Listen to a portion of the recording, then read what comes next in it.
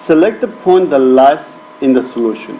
They give you two inequalities and they ask you which of the following points lies on the inequality, on both inequalities, on the system.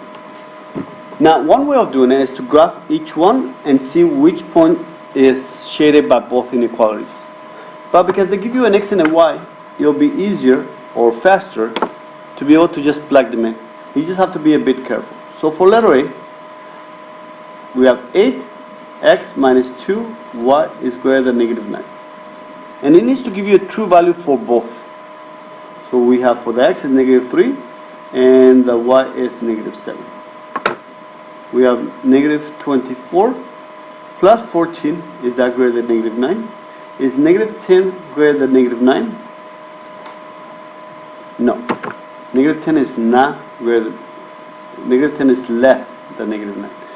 Now, since the first inequality didn't work, I don't need to check the second one.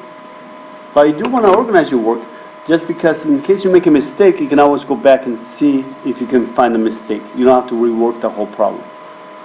Letter B, 8x minus 2y is greater than negative 9. Instead of the x will be a 3, instead of the y will be a negative 1. That gives me a 24 plus 2, 26. Is 26 greater than negative 9? Yes. Now I'm going to check the second one. Negative 2x plus 8y is less than 5. And instead of the x, I'm going to plug in a 3. Instead of the y, I'm going to plug in a 1. And negative 1. That gives me a negative 6 minus 8. Is that less than 5? That's negative 14. Is that less than 5? And the answer is yes.